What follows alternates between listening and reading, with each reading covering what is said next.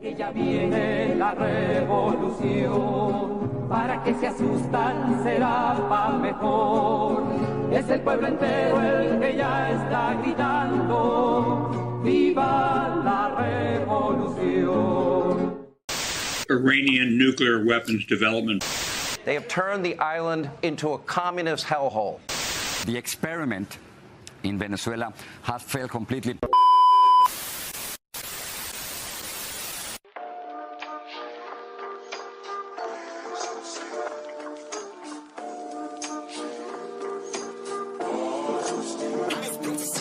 La bestialidad imperialista.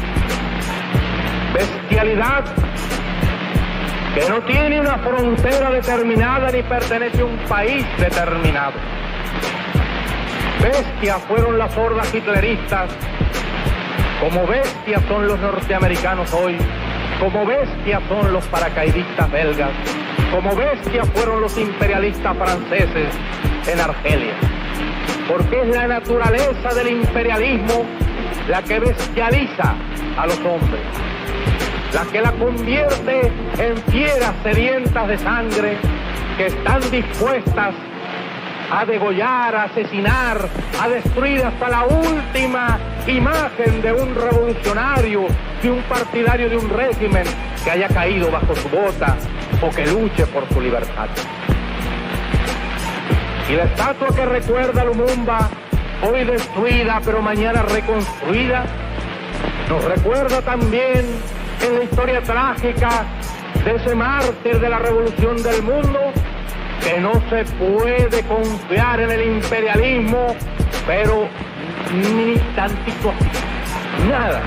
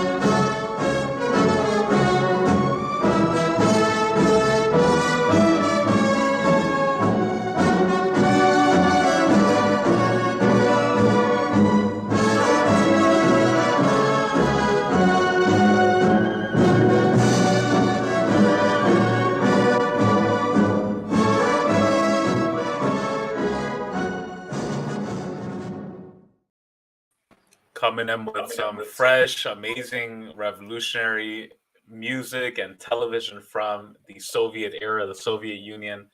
Recently, I've been on a huge binge watching campaign of watching Soviet cartoons. Really amazing stuff. You watch some of the Soviet cartoons from the 30s and 40s, And so many of the things they talk about are so true today when it comes to capitalism and imperialism. And the cartoon we came in watching with was about the multinational banking imperialist elites who plot the overthrow of the Soviet Union and socialism using their armies, using their propaganda and media. So much of it remains true. What's up, everybody? Welcome to episode 80, Unmasking Imperialism, exposing imperialist propaganda in mainstream media. And today we are talking about the Rothschilds of China. By the way, shout out to my comrade Mohsen Abbas, who joined me a few episodes back to discuss the roots and the role of imperialism of the Rothschild family. And today we're talking about a family known as the Sassoon family, who are referred to as the Rothschilds of the East or the Rothschilds of China, who destroyed China, who played a leading role in colonizing China, bringing drugs and opium to our sisters and brothers in China. During today's episode, we're going to discuss the leading role of the Sassoon family in the 19th century opium wars against China. We're going to talk about how the Sassoons accumulated huge profits, millions, and what today would be considered millions, even billions of dollars from producing and transporting opium in China, drugging up innocent families and holding the country back from progress. And we're going to expose their banking schemes based on mass drug addiction and usury. And lastly, we're going to talk about how the Chinese people have been able to overcome drug addiction and imperialism with socialism with Chinese characteristics, with revolutionary figures like Mao Zedong, who carried out an amazing program of rehabilitation for people who were addicted to drugs, different from the West, because in the Western imperialist powers, in the Western imperialist countries, and in even some capitalist global South countries, a lot of the policies against people who are addicted to drugs is about punishment and crime and not allowing them to work. And in revolutionary China, the people who were addicted to opiates in the past were given the treatment and resources and respect and dignity that they reserve as part of the working class. And joining me today is none other than comrade Carl Zha, host of Silk and Steel podcast. Please subscribe to Carl's channel. Link is in the description. And also, please like and support Silk and Steel podcast. If you want to get the best information on not only Asian politics, but world politics from an optimistic, constructive, socialist-minded, Chinese-oriented perspective, check out Silk and Steel. Amazing current events analysis and amazing historical analysis. Definitely one of my go-to podcasts for learning about China and the world, which focuses on China and surrounding regions, history, culture, and politics. Carl is an amazing guy, an amazing dude. I have a lot of respect for him. And he's joining us in Asia. How's it going, comrade Carl? Hey, thank you, comrade Ramiro. Thank you for inviting me, and thank you for that great intro.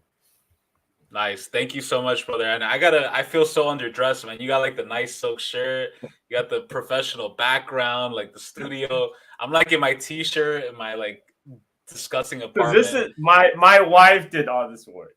Nice. I take no credit. This my wife put up this blue background, and she made that sign, Silk and Steel podcast, and she ordered me this shirt too. This is an Indonesian batik shirt.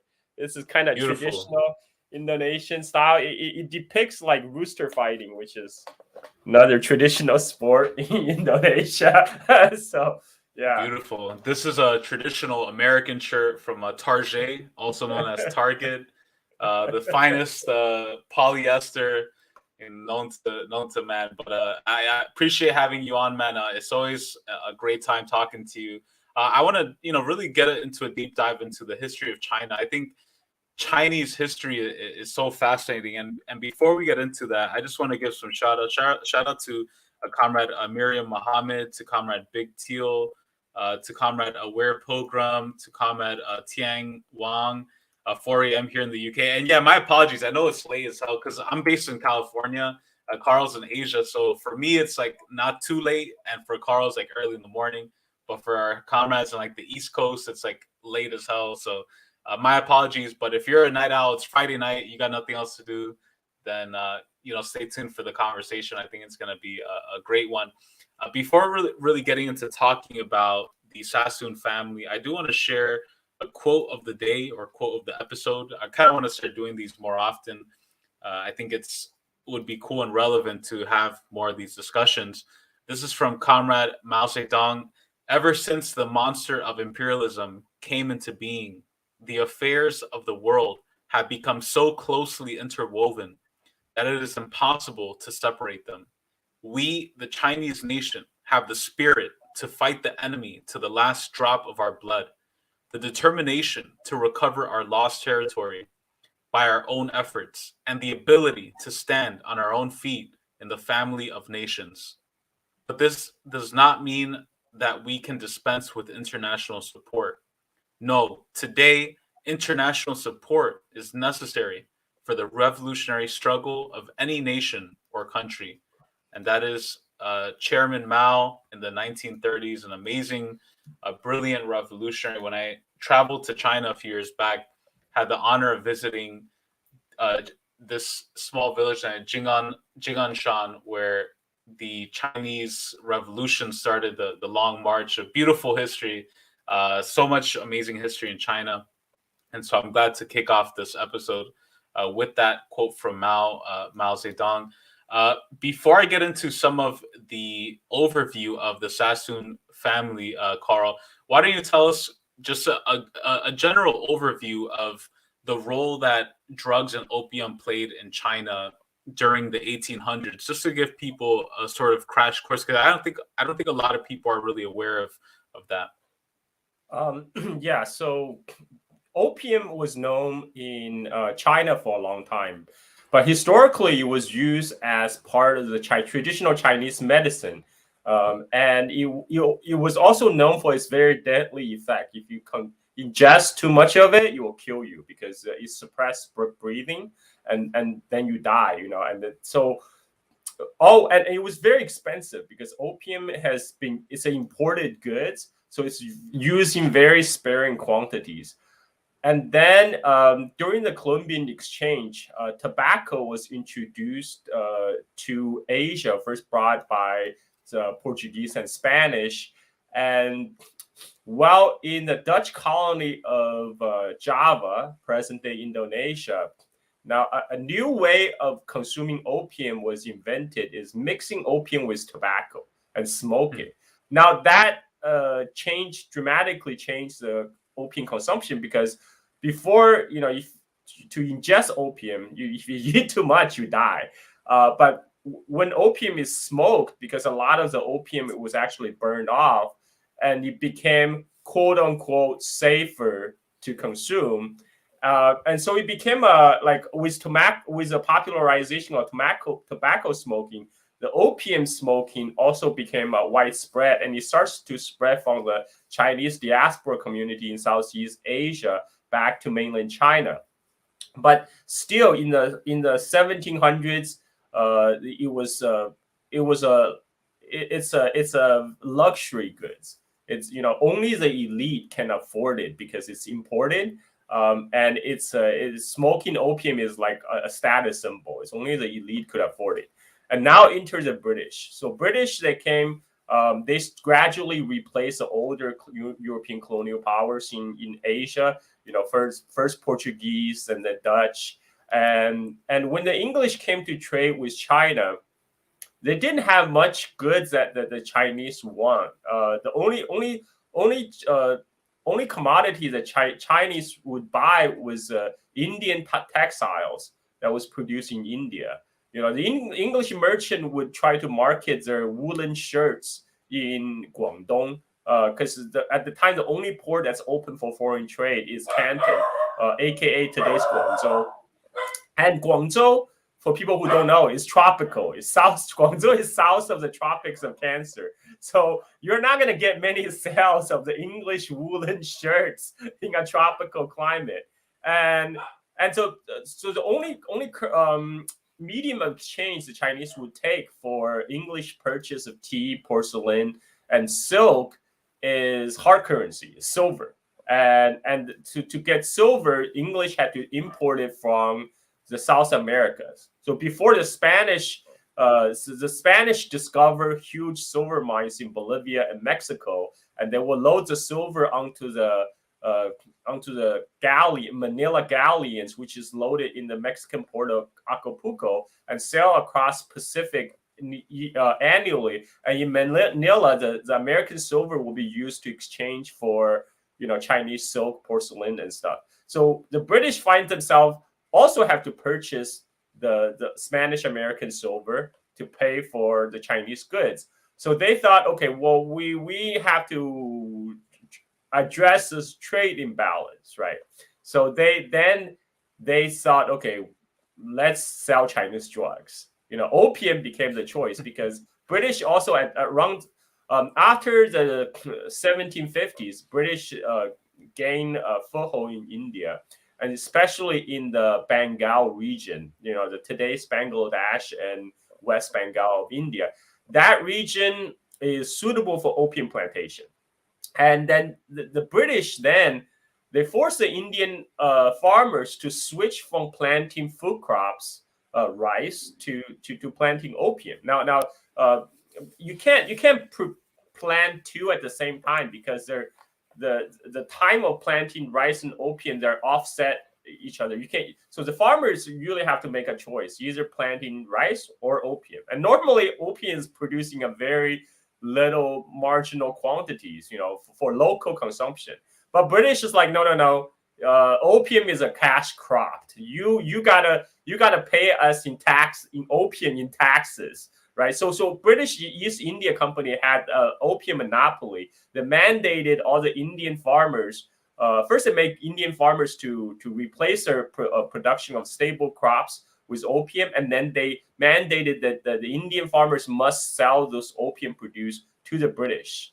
And then in British India, they have these massive factories to process the opium, and then ship them to China. What it did is that it did two things. First, the mass production of opium in Bengal led to mass famine in India because the Indian farmers now they're producing opium instead of food crops. But British never care about famines that in India, and the famine in Bengal has been a recurring theme ever since the British arrived, all the way up to World War II, the last Bengal famine, when Churchill blamed the Indians themselves for breeding like rabbits, right? And so, but one of the problem is British is forcing the Indian farmers switching from planting food crops, rice, to planting opium.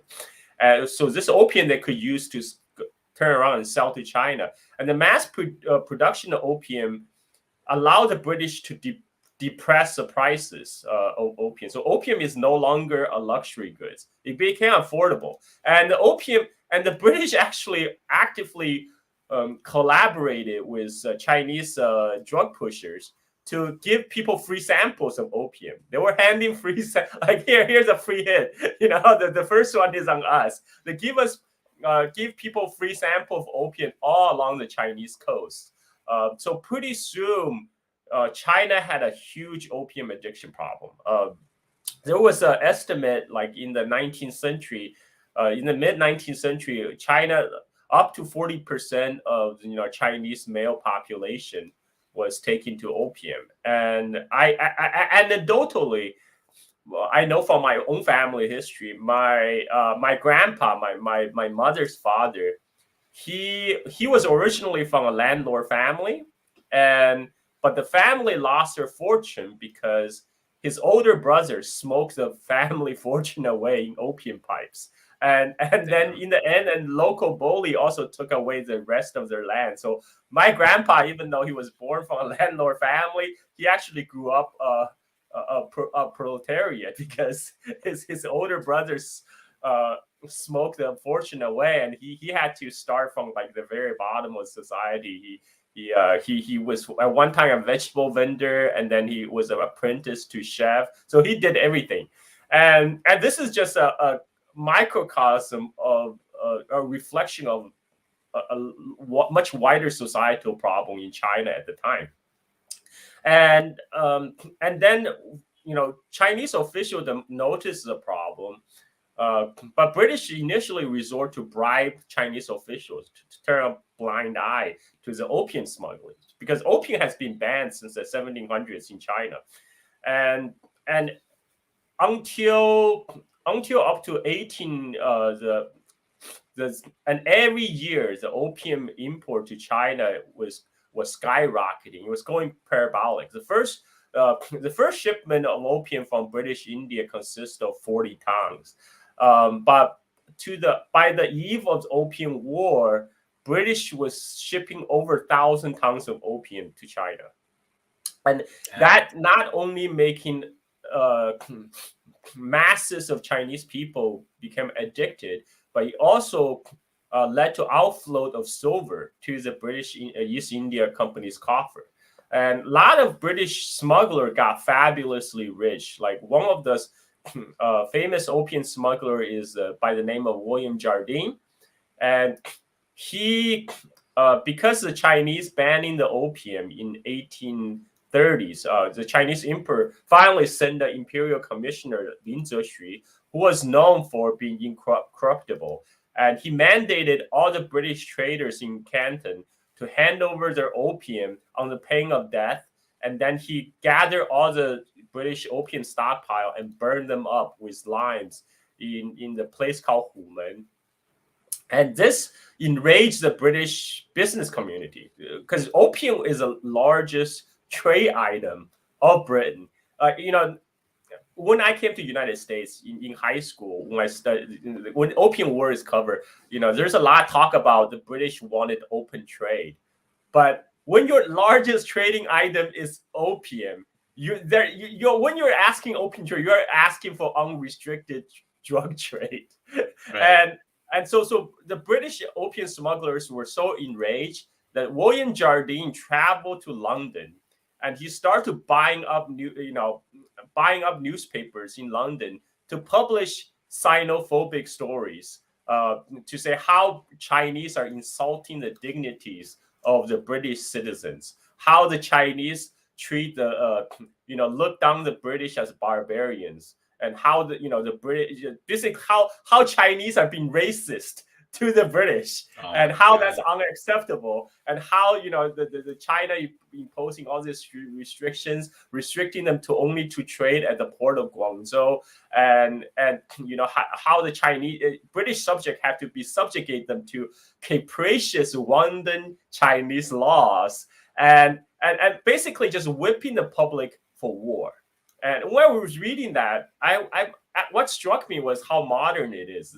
The Opium War, how modern it is. It's like the use of the press to whip up the public for support of war. But even though people still understand ultimately this is a war for drugs, right? So in the British Parliament, there's still a lot of opposing voices, mostly from like from the Christians. At the time, Victorian England was a quote unquote very Christian country. So a lot of people thought, okay, well, that kind of conflict with our Christian morals to push drugs. But in the end, the greed wins out, because Jardine was spending a lot of money spreading around in London, both buying the press and hobnobbing with the politicians. So eventually the vote for war narrowly passed in the British Parliament, and the decision was made to send British warship from the British India via Singapore up the South China Sea and start to bombard the Chinese cities. And eventually they, because by 1840s, British already completed the first round of industrial revolution.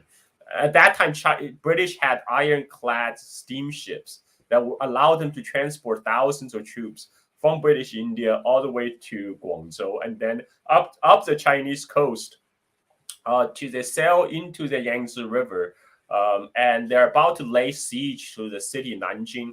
And what that did is it cut off the Grand Canal. Grand Canal is a canal that connects Yangtze River Valley all the way to Beijing. So all the grains and rice from south, from the very fertile Yangtze Delta will be shipped to Beijing to feed the 1 million people that's live in Beijing. So British cut off that shipment and forced the Qing government to negotiate. The result is a Treaty of Nanjing, and what that did was British asked first. They wanted they wanted a place closer to Yangtze River. They wanted the Zhoushan Islands just outside of Shanghai, but the Chinese refused. Eventually, the British settled on Hong Kong because before that, the only European enclave on China is the city of Macau, which the Portuguese have bribed the Ming local official to allow them to stay in the 1500s,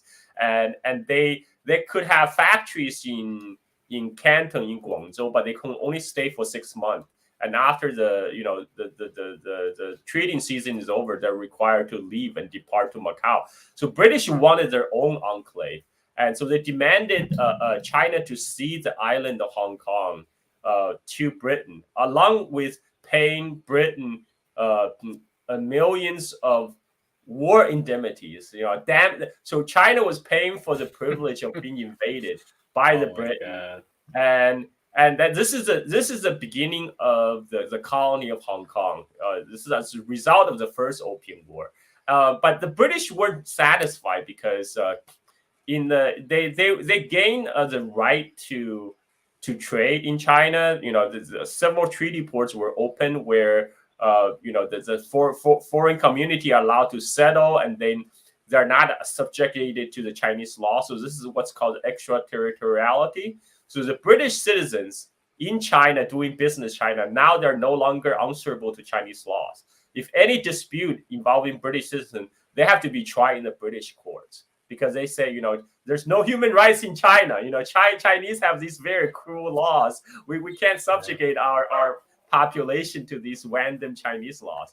So, but the British were satisfied because the first Opium War and Treaty of Nanjing did not completely legalize opium trade in China, right? So it kind of allowed the British to gain a foothold, and Chinese government basically acquiesced to the British drug trade, but they didn't.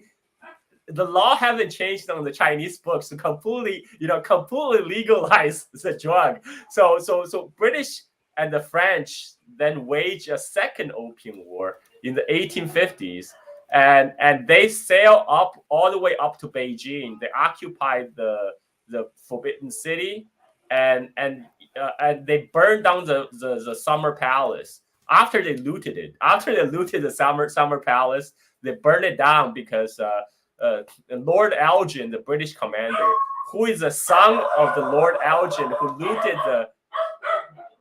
That's my dogs going crazy. I'm sorry. No worries. They're pissed off. They're like, those damn British. let me see if there's somebody at the door. I apologize. No worries. Take your time, Carl. Take your time. Hey, take your time, man. No, it's crazy. It's a crazy discussion, and that's why, like, everything Carl's saying, like, one thing I don't get. Have you guys ever met those pro UK, pro imperialist, like, people who are like pray for Hong Kong and SOS, like these guys right here? I don't get how the fuck, like, with everything that Carl was explaining, like, they still look to, the British Empire and British imperialism, and it's just insane to me that people, knowing this history, that they'll still like support and glorify this empire. I like to point out, most of these Hong Kong protesters, they're either born or grew up after the British colonial rule has ended in Hong Kong. So they never really experienced the full-blown of the British colonialization. Like the older folks in Hong Kong, they're overwhelmingly against the protest because they themselves have experienced what it means to be a colonial subject of the British. And the problem with Hong Kong is after the handover in 1997, there's still like the education system that didn't change. They still have the colonial era, the education system where it's taught kind of mainland China is everything bad, and in Hong Kong they have freedom, democracy, and all that. So there was a big resistance against the change in the curriculum that actually sparked the 2014 umbrella protest, because they say, oh, CCP is imposing CCP patriotic education is imposing the communist indoctrination on our youth. That's unacceptable. So that's one of the problems, kind of the brainwashing by the Western liberal narrative, which is very powerful. You have to, granted, the U.S. Western propaganda machine is very, very powerful. And so I was talking about burning down of the Summer Palace. That's actually, I remember watching the very first Hong Kong mainland co-production movie called the 火烧圆明园, or Burning Down of Summer Palace. It was made in like the 1980s. So it actually really struck in my mind that the scene when the British kind of just went into, British and the French, they went into the Summer Palace and they burned it down. And if people actually watch a lot of Hong Kong movie of the old, especially like in the 1990s, the golden age of Hong Kong movies, there's actually a very strong anti-colonial sentiment. Bruce Lee's always kicking some white guy's ass. And you have and also Jet Li's movie, which I highly recommend, the Once Upon a Time in China trilogy. It's also taking place against this background of colonialization, and it has a very strong anti-colonial message in there. I mean, it's a great martial arts flick, so I highly recommend. Nice. Definitely gotta check that out. Once Upon a Time in China. So So this is a general background of kind of the opium wars, the two opium wars. Finally, after 1860, British got what they wanted. British and the French, they got what they wanted, which is complete legalization of opium trade in China, and it allowed the British to sell not just along the coast, not just opening port cities on the Chinese coast, but to open all the port city inside China along the Yangtze River, so the British gunboats can sail up to the Yangtze River. When my grandfather on my mom's side was still a child, this is 1927. British gunboats sailed 2,500 kilometers up the Yangtze River near the city of Wanxian, which is today part of city of Chongqing, to bombard the town. This happened in 1927, right? Like British and American also, because right after the Treaty of Nanjing, the American gunboats showed up and they say, "Hey, we want the same terms as the British. You can't just give the favorite nation status to the British. Like we want part of that." So America at that time, the Qing government was so scared of the Western gunboats. They're like, okay, sure, you can have the same. So this is basically the essential nature of so-called American open door policy. What the open door policy means, like everybody gets a share of the Chinese pie. Like whatever British get, we want in too. And in fact, the Americans started from 1850, starting from Taiping Rebellion, they started to have their own Yangtze patrol. The American Navy had a Yangtze patrol patrolling the Yangtze River, and it lasted from 1850 to 1950. To the Mao Zedong's victory, almost 100 years. American gunboats were sailing up and down the Yangtze River, and they were also together with the British. They were bombarding river towns on the Yangtze to quote unquote maintain order. To protect the American commercial interests. So this is kind of the general background of the history that we are about to talk about. The kind of the colonial. I mean, in Chinese textbooks, this period is referred to China as a semi-colony. It still has its own government. Like it's not a completely like a British crown colony like India, but in a way, the Chinese government at the time became little more than a proxy for the Western interest to impose the rules on the Chinese population. So this is the background. Beautiful. That's one of the best breakdowns, I think, of the context, especially the opium wars that nobody talks about. This shows these people are fucking psychopaths. Like, we were talking about the British, they're like, how dare you not let us sell drugs in your country? We're going to go in and bomb you, destroy you, kill you, drug you up with drugs that were taken and grown from India, where they starved millions of people. Nobody ever talks about that. And now what really pisses me off is that a lot of people in the US in particular, they have all these claims that China's trying to drug up the US. I'm like, no, that's what the Western imperialists have been doing to China for fucking hundreds of years.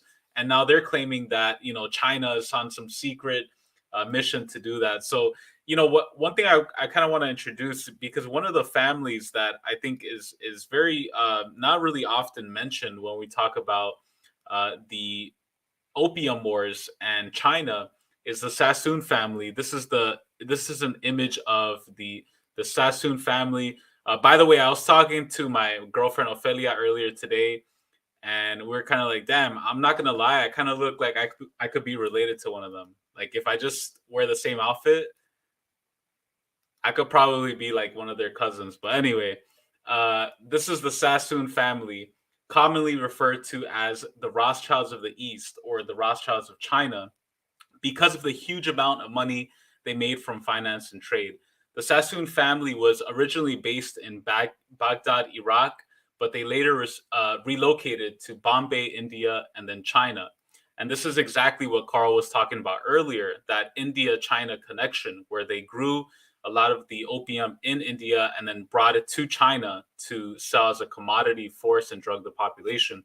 So Sassoon Ben Salih, who was born 1750 and died 1830, was the patriarch, and he's the guy who's sitting down.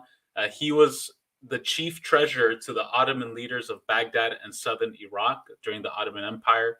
His sons David and Joseph, born 1792 and 1795, eventually left Iraq and moved to India and China, where the opium trade was growing heavily. And in 1832, David moved to Bombay, India with his family. In Bombay, he built the international drug money cartel called David S. Sassoon, staffing his company with other merchants of similar background from Baghdad, Iraq. And David established the family's leading role in the Sino-Indian opium trade. The family's businesses in China, Hong Kong, and Shanghai in particular, as Carl mentioned, very geopolitically strategic areas for China. If you control Hong Kong, if you control Shanghai, you control a large part of the country. They capitalize on this opium business that was controlled by the British. And Carl did a great job at setting up the context, right? These two opium wars, they were making money from this. They were making money from tons of millions of people being drugged and killed and murdered by the British imperialists, the Sassoon family. And Elias David, born 1820, his son by his first wife had been the first of the sons to go to China in 1844. He later returned to Bombay before leaving the firm to establish E.D. Sassoon and Co. And what's interesting is that one of the Sassoon family relatives settled in England, Sir Edward Albert Sassoon, who was born 1856. He married Aline Caroline de Rothschild, another banking family that made millions of dollars from the opium trade in China, lobbying the British government to continue to push, because that's one of the interesting things about the British presence in China at this time, that there were many wealthy banking cartels pushing the British government to continue its policies. We know of HSBC Bank being one of the banks that profited heavily. A lot of banking institutions, the wealth of Western imperialism that exists today would be impossible without the exploitation of China. And the Rothschild and the Sassoon families were definitely responsible for that. Another descendant of the Sassoon family, the guys you see right now on the screen, is the British banker and former Treasury's commercial secretary James Mayer Sassoon. He was mentioned in the Paradise Papers as one of the beneficiaries of a tax-exempt Cayman Island trust fund worth $236 million in 2007. And from the 18th century onward, the Sassoons were one of the wealthiest families in the world, with a corporate empire spanning the entire continent of Asia. What we're going to do is I'm going to play a clip.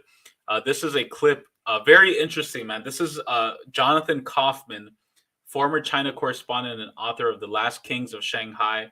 Very interesting book that talks about the Sassoon and the Kadoorie families in China and how they made millions of dollars from the opium trade. This is him talking about how the Sassoons made millions selling opium in China, and we'll discuss more about this.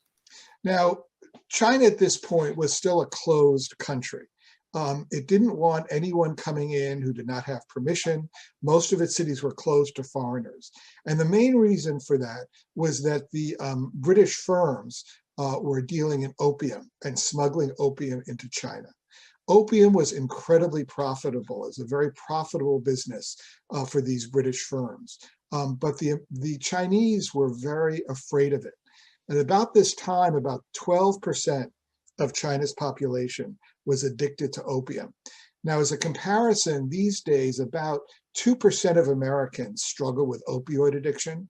And we know the kind of pain and suffering that opioid addiction has caused in the United States and elsewhere. Well, imagine if it was 6 times as bad. This was the situation that China was facing. And so they really wanted to keep opium out of their country. But the British companies saw enormous profits could be made.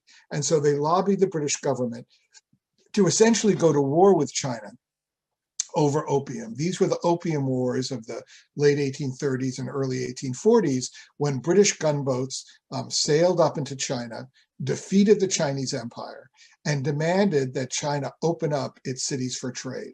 Hong Kong, Shanghai, Guangzhou, all the great cities of China, so the British could trade opium and eventually other products.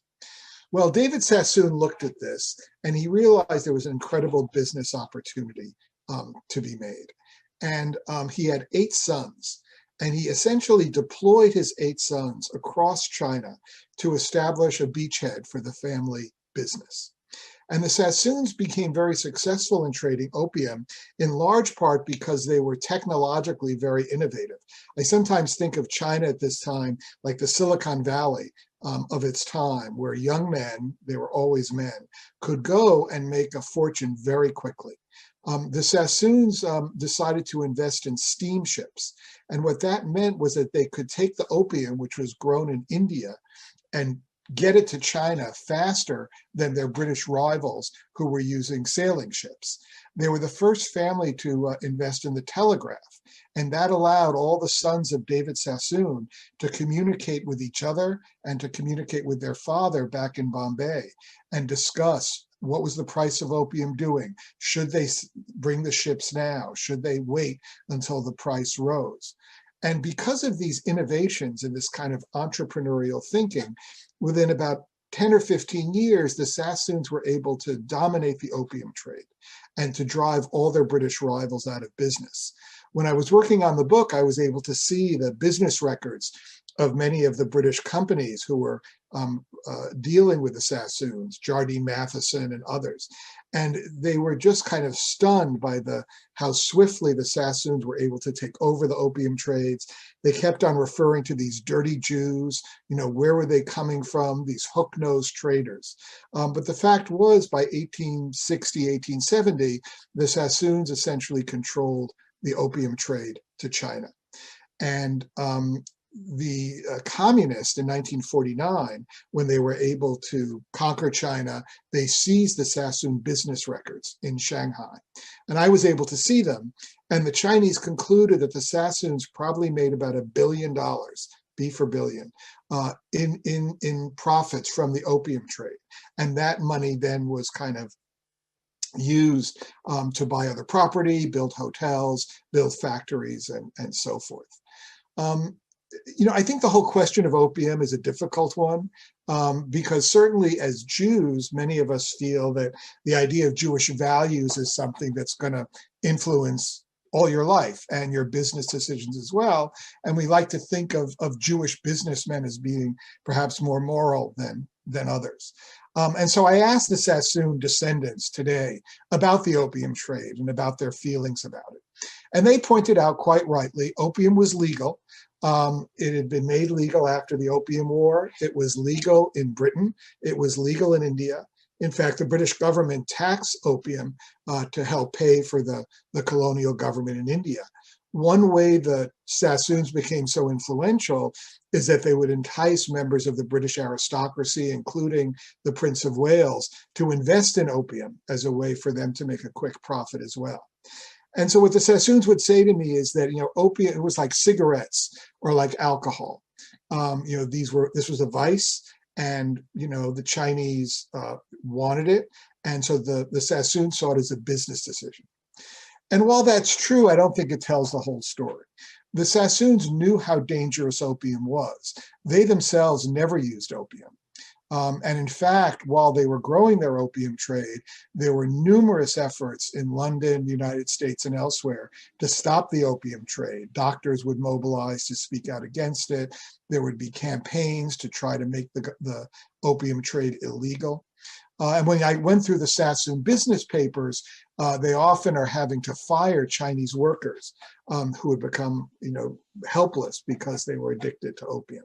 So the Sassoons sort of knew what they were doing. And I think at some level, sadly, they sort of had a British or an imperial or a colonialist mindset, which is that the suffering this was causing the Chinese didn't matter as much to them as the profits did. There's a famous quote, I think it's from Balzac, who said, behind every great fortune, there's a great crime. And I think in the case of the Sassoons, that crime was opium. Crazy stuff from Jonathan Kaufman. And by the way, I played the clip because he has some interesting information. That talk that he gave, he's the author of The Last Kings of Shanghai. He was giving a talk for some Zionist organization on YouTube or whatever. So he has a very different perspective. But it's interesting that he calls it entrepreneurial thinking, right? When you're fucking dealing drugs and enslaving millions of people. And he says they pointed out quite rightly that it was legal, and I think someone had a great comment, SCH Dow. It was legal because I bribed the government into making it legal. That's exactly right. And he compared it to cigarettes and alcohol. Carl, your reaction to all that? They literally waged two wars, not one opium war, but two opium wars to make sure it's legal in China. And that's the whole reason the second opium war was even fought, because the British weren't satisfied. The opium trade wasn't completely legalizing all of China.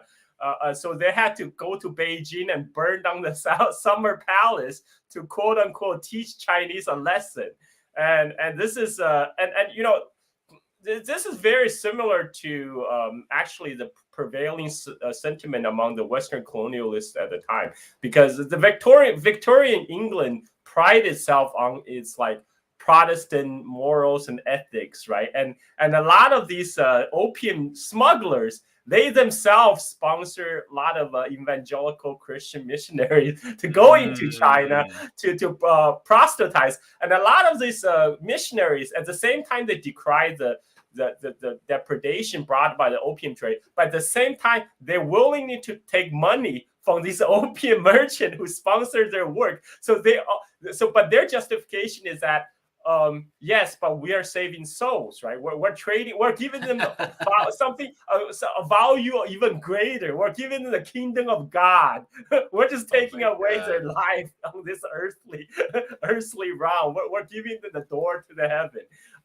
And this is how kind of the mental gymnastics that the colonialists performed in order to justify their action. They knew it was wrong.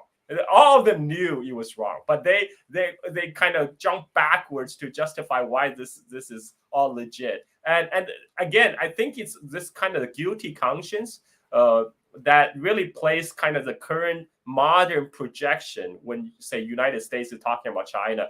For example, when talking about the fentanyl and opioid crisis in China, they are so scared that the Chinese would do to them what they had done to the Chinese people. So they had all these crazy projections onto the current China.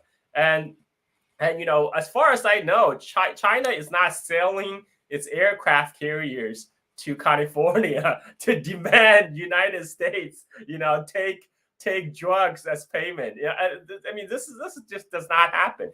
And I do want to point out about the fentanyl crisis.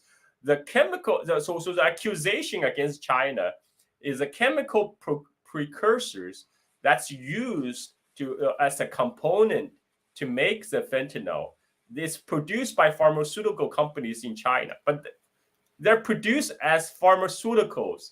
It's these gangs who are importing these chemical precursors and then to synthesize them on American continent, whether in Mexico or in United States, and make them into fentanyl, right?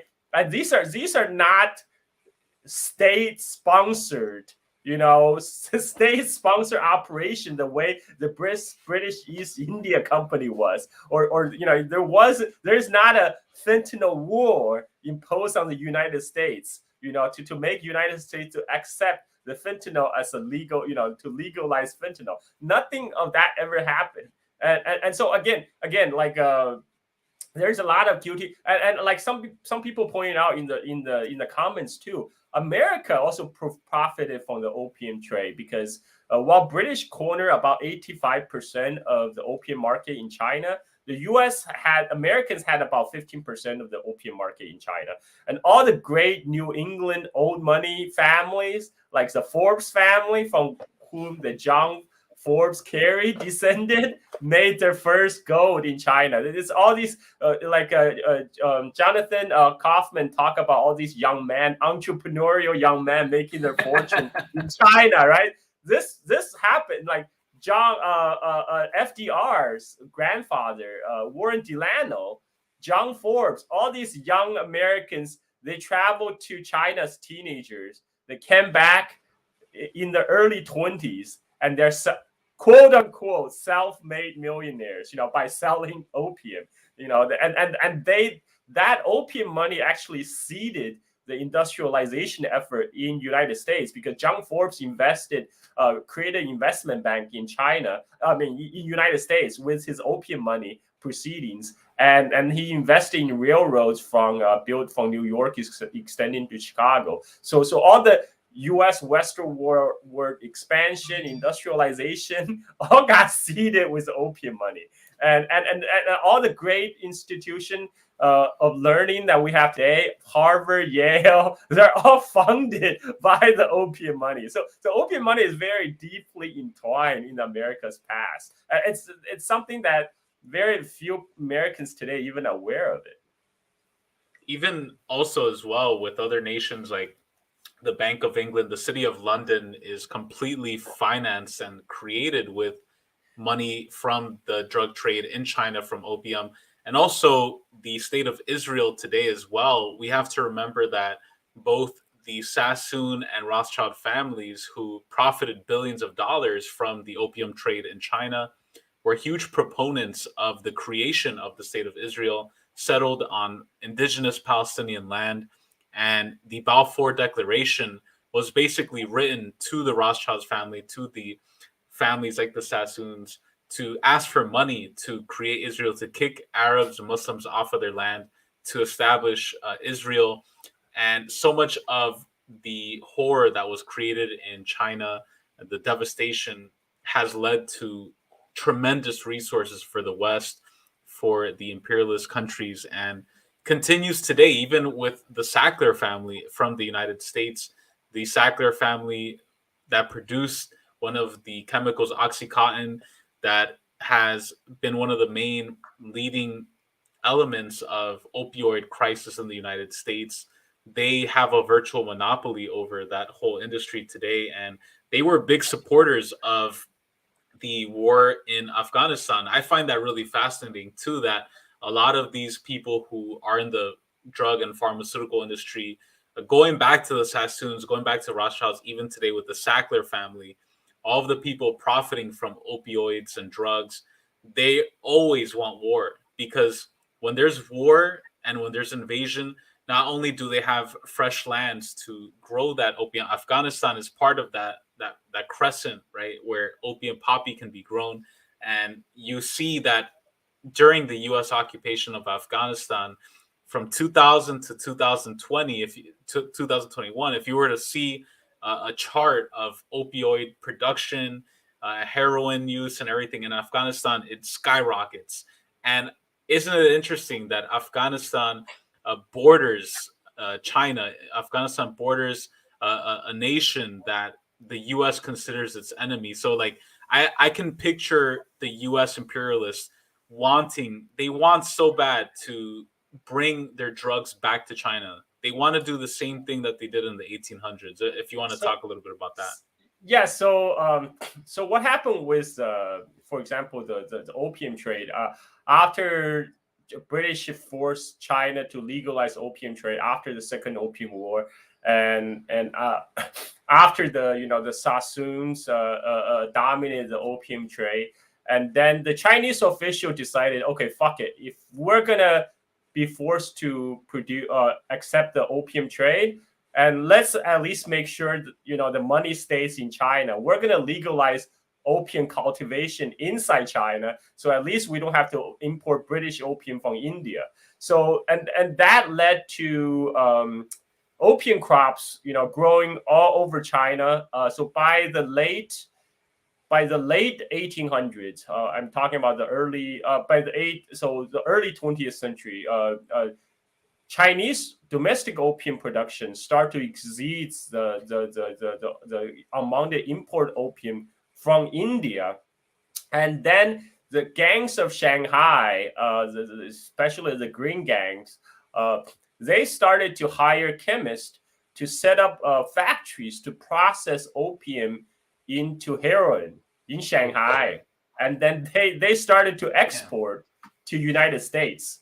And that so China at that time, during the warlord period and the period under KMT, it became a major source of opium production and source of heroin production. At the time, my hometown Chongqing, which I talk about, was like 2,500 kilometers up the Yangtze River. Sichuan province became a major opium producing region in China. It was the number one opium production province in China, Sichuan, and then next is Yunnan, the next door. And the opium will be loaded onto the boats on the Yangtze River. A lot of time on the steamboats operated by the Western companies, like the British companies, or like the Sassoons steamboat companies, loaded on the Yangtze on these boats on the Yangtze River, sail down to Shanghai, where they're being loaded to the Shanghai gang-controlled heroin factories, processing the heroin, and then exported to West Coast United States.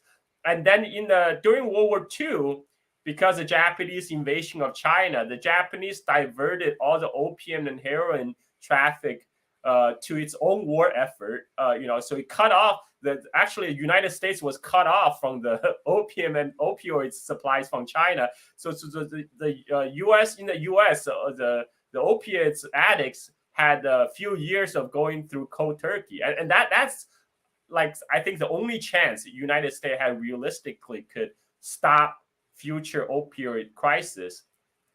And then what happened is, after World War II is over, after the communist victory in mainland China, Mao and the communists started to eradicate the opium and opium trade altogether from mainland China. That caused a huge supply shock in the world market, because before the world kind of started to depend on China for opium supplies.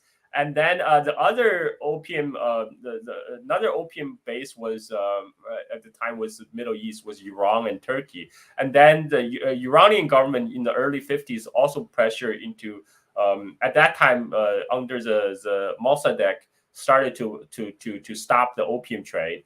And so suddenly the world went into like opium supply shock.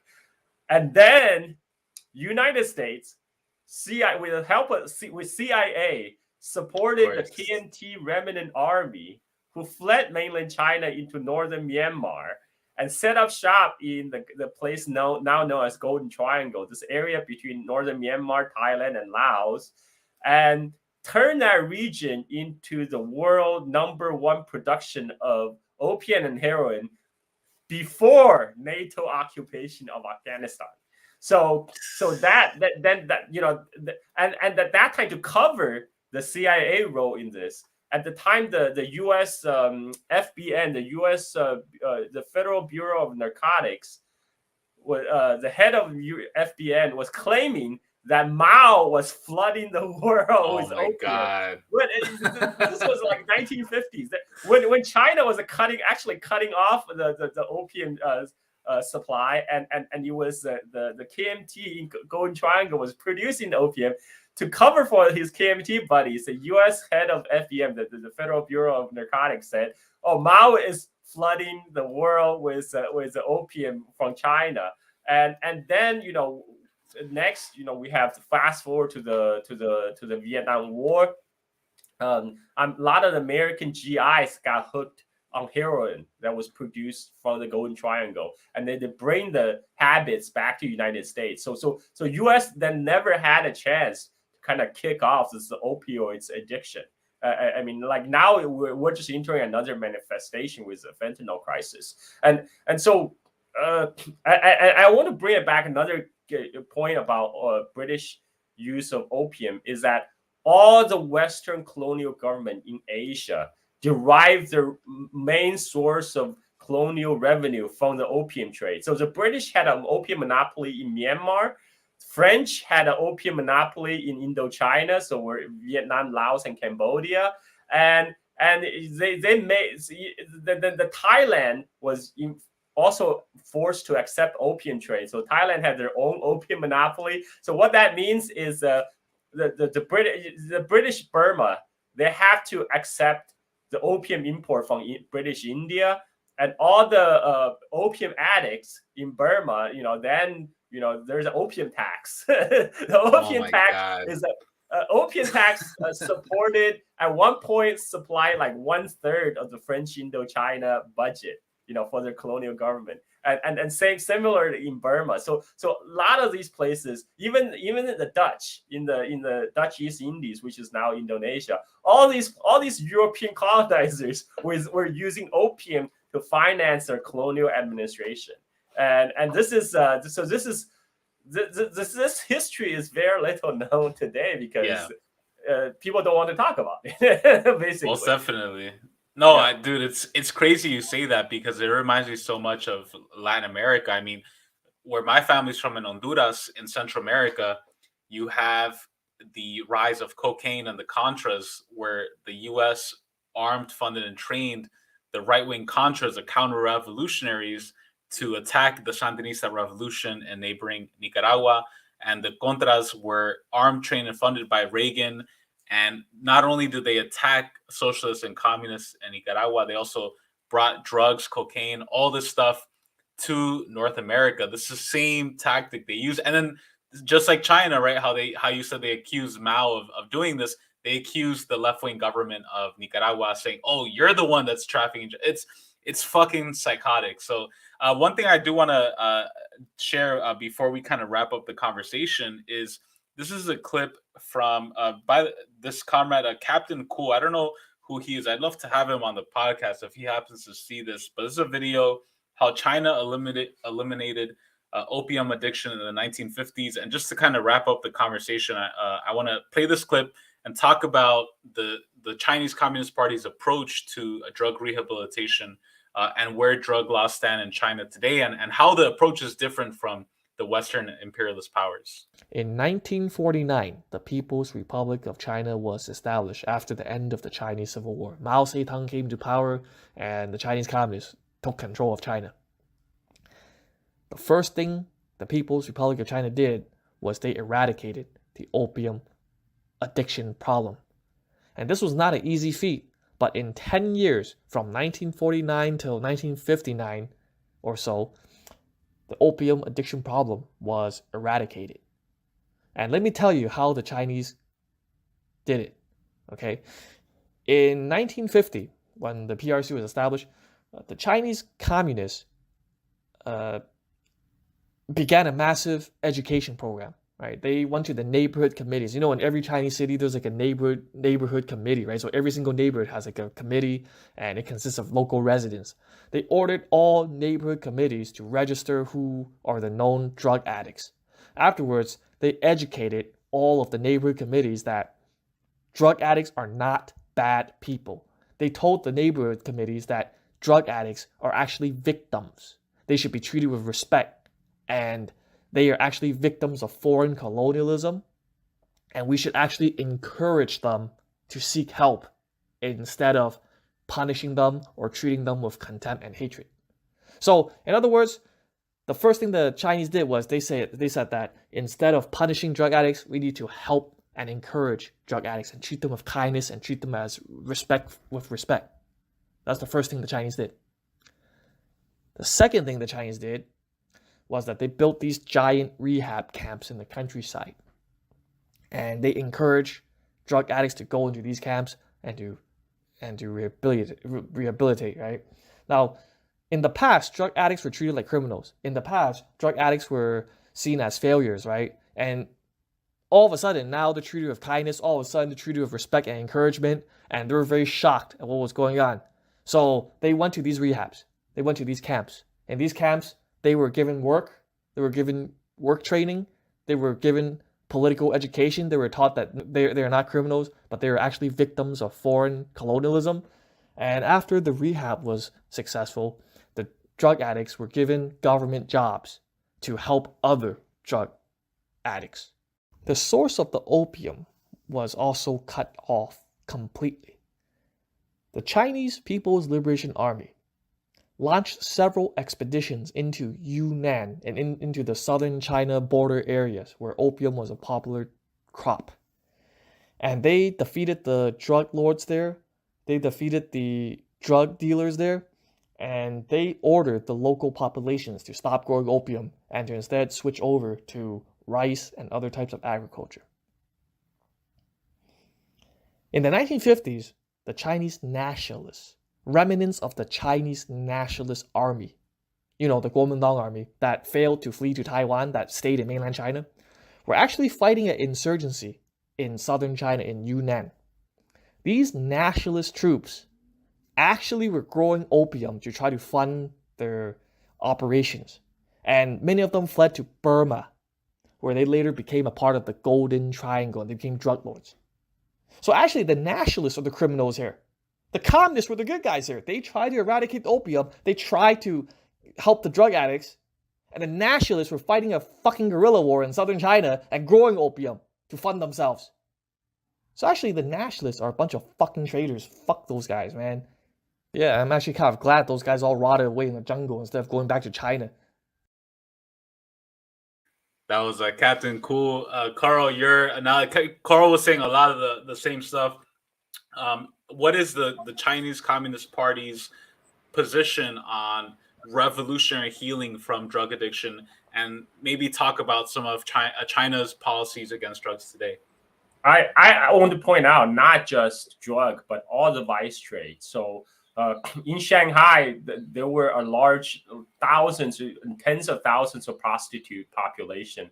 So the communist government closed down the brothels, but then they have these retraining centers. They just didn't throw the prostitute into the streets. They invited all the sex workers into the training camp to educate, to give them train them to learn other skills where they can be reintegrated into the society. Another thing they did is to treat these former sex workers with antibiotics. At that time, United States imposed an embargo on China of all, because at that time, China could not make penicillin at that time. This is the time of the Korean War. So United States and its Western allies imposed an embargo on China of all the antibiotics that could not be legally exported to China. So the Chinese had to work with some underground elements in Shanghai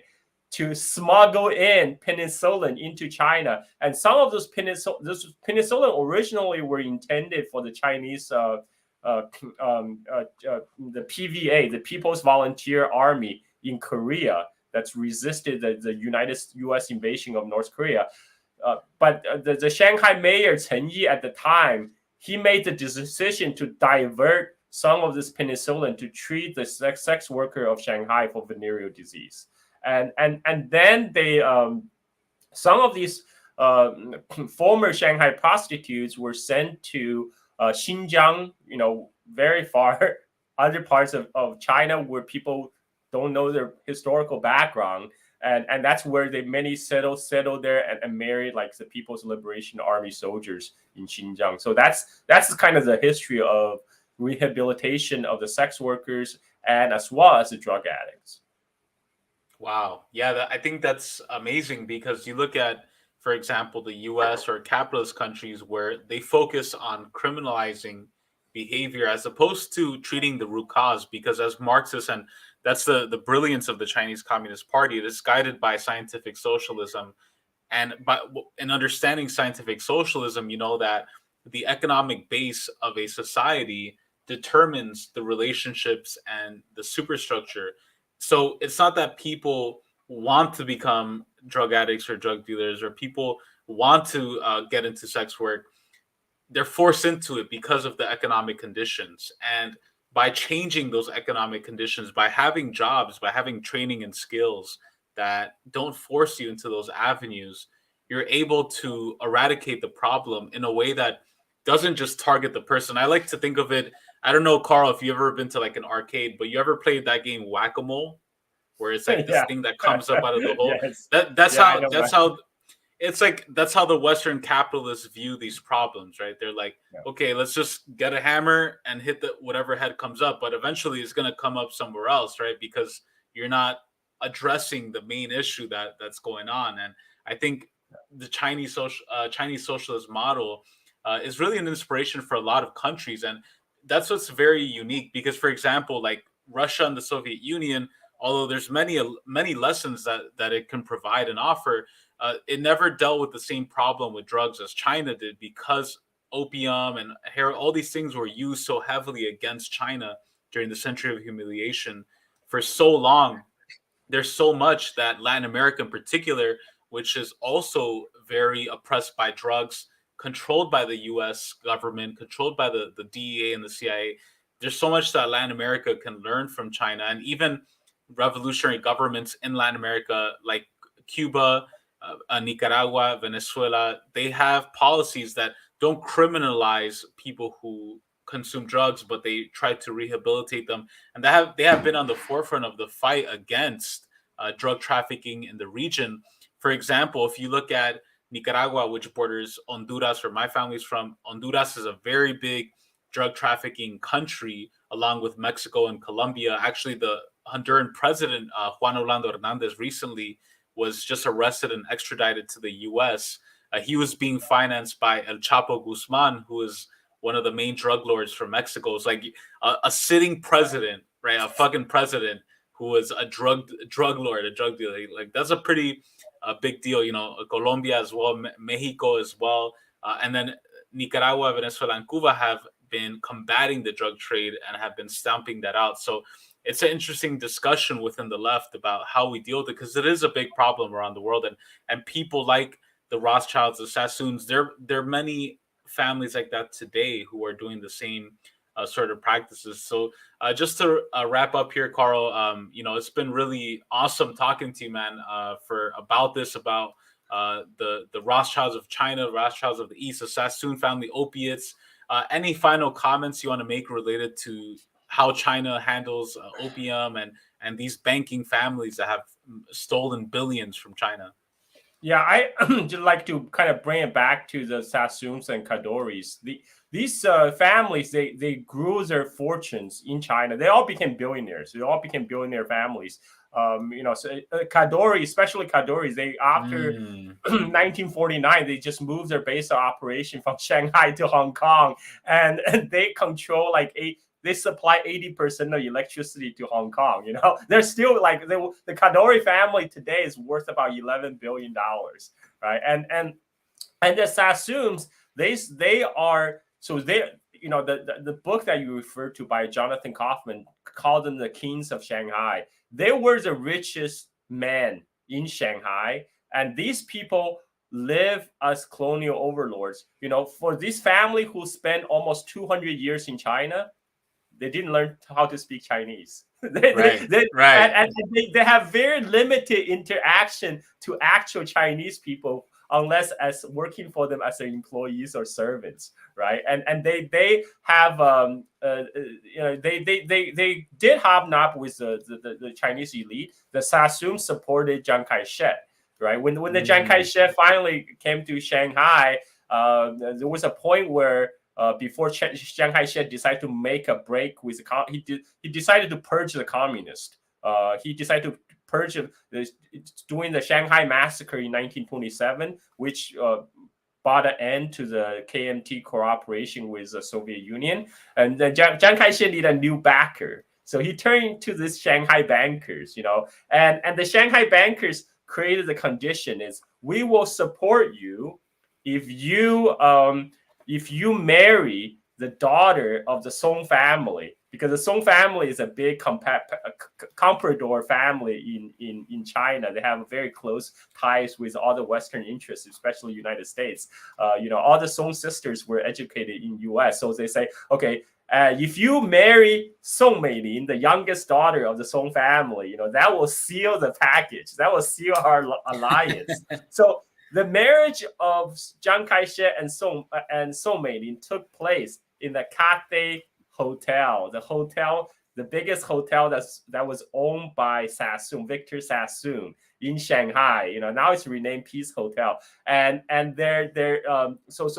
Sassoon financed the rise of Chiang Kai-shek, right? They supported all these reactionary elements in China, right? Live like kings. And they also, you know, they don't even speak Chinese because, you know, they don't have to, because they live off the Chinese labor and the profit from, you know, the Chinese addiction, but yet they themselves live above the Chinese of colonial overlord.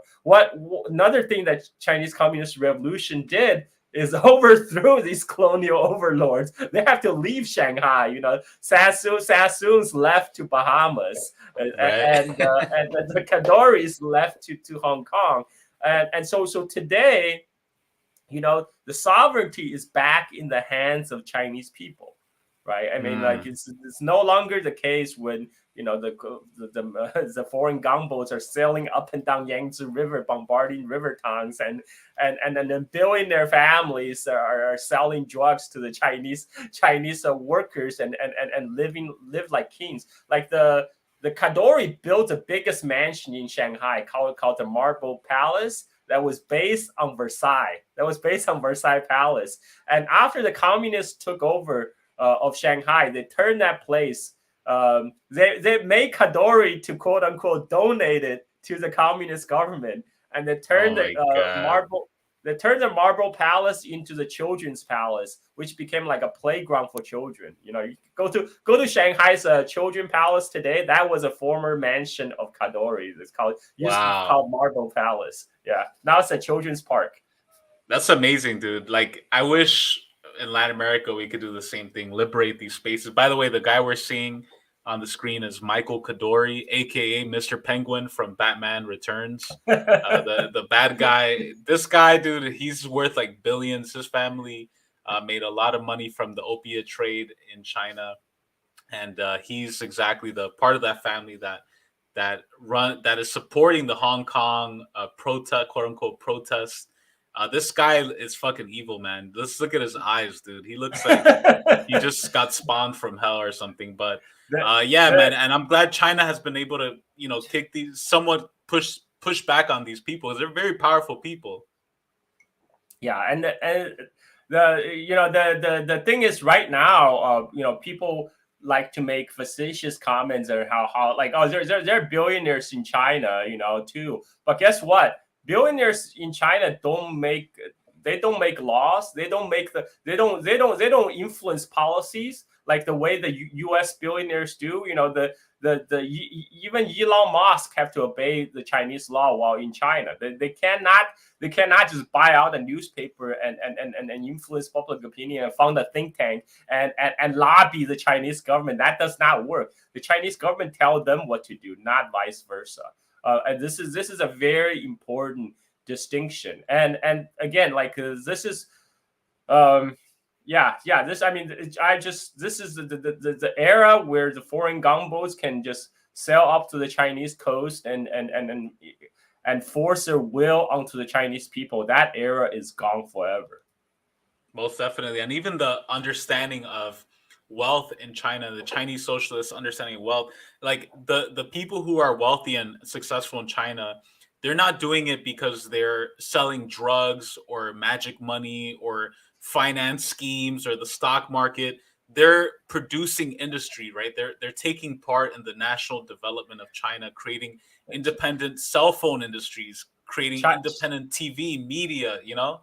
China banned cryptocurrency. yeah, exactly, dude. It's like that's the thing. A lot of like the Western leftists who are like, oh, China has billionaires, so therefore they're imperialist and it's like, no, dude, like if you're coming out of a century of humiliation of, like you said, having fucking gunboats going up and down your coast, being drugged up, being enslaved, you're going to need to rebuild your country. You're going to need to lift people out of poverty. And because of Chinese socialism, people have been able to do that. And socialism is not about keeping people poor. Socialism is about uplifting everybody so that China can have its own pharmaceutical industry. It can have its own technology firms, its own, you know, in Latin America, we don't have that. We're still dependent on the US for all that. So that's really what a mature understanding of socialism is. And I think, you know, you and others talk about that really well. Carl, man, it's been a real pleasure having you on, brother. I'd love to have you back on soon, man. I can talk with you for hours, dude. Please, everybody, please subscribe to Carl's channel. The link is in the description. The Silk and Steel podcast, an amazing program, an amazing podcast that talks about China, history, politics, culture, and the surrounding regions. Carl is the host of Silk and Steel. Subscribe to his channel. Link is in the description. Thank you so much, brother Carl. Have a great day. I gotta get a shirt as fly as yours and a background. I'm gonna ask my girlfriend to help me out as well with that.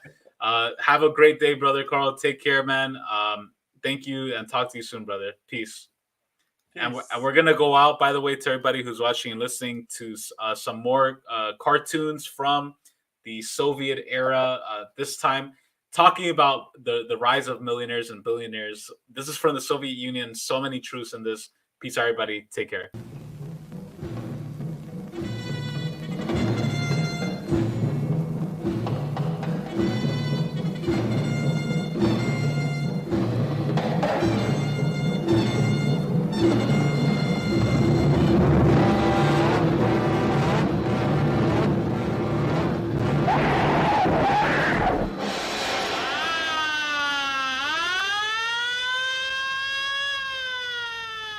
Богатая старуха в одной стране жила. Богатая старуха внезапно умерла. Остался без хозяйки угрюм и одинок, такой же, как хозяйка, породистый бульдог.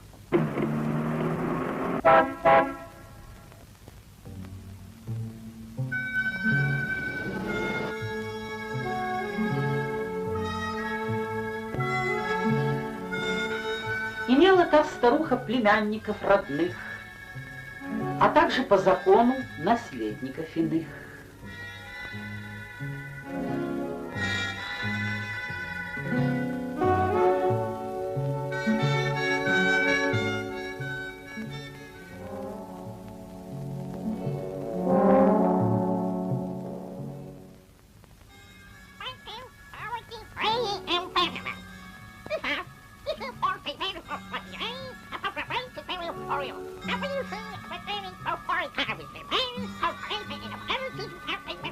Имела та старуха солидный капитал. Когда ж делить наследство, заветный час настал. Наследники узнали к позору своему, что все, увы, досталось бульдогу одному.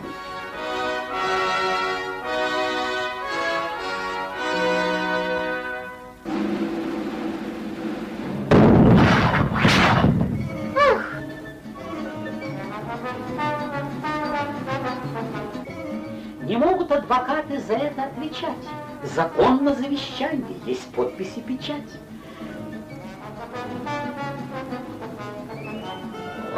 Покойница в конторе составила его. Она озолотила любимца своего.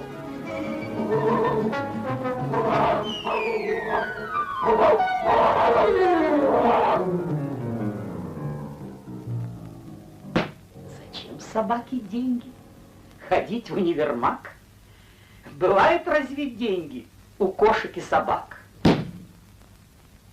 Но стал миллионером осиротевший пес. И стал еще курносей его курносый нос.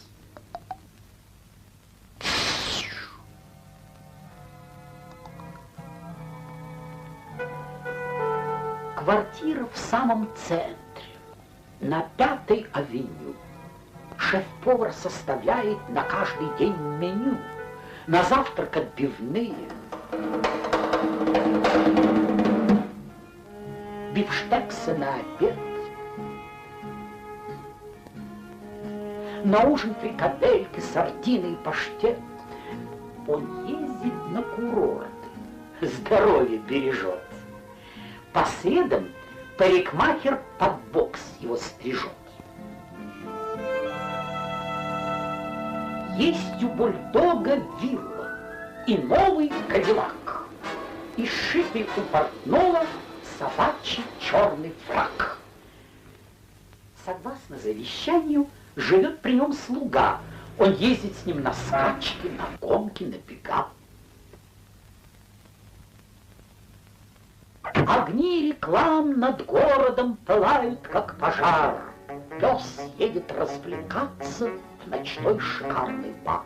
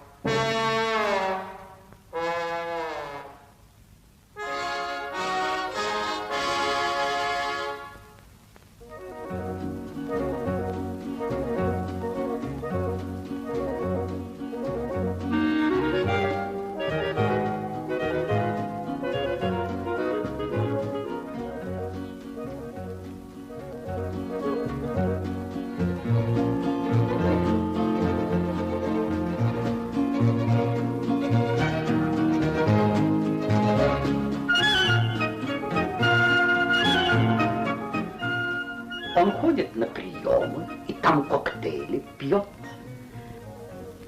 Знакомых собачонок уже не узнает.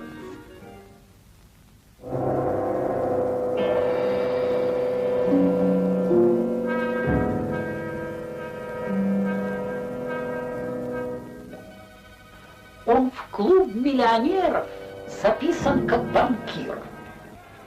У них он научился рычать при слове «мир».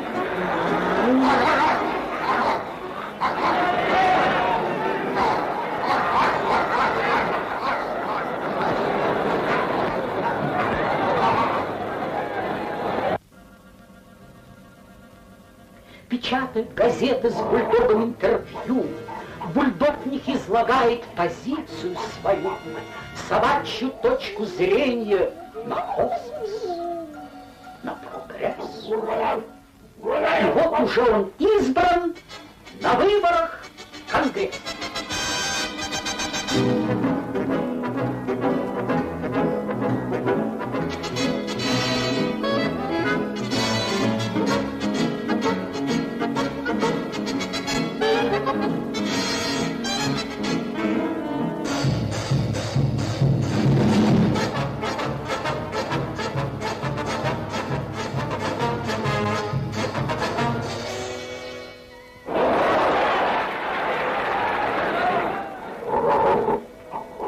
На ход событий он как сенатор стал, чего не может только наделать капитал.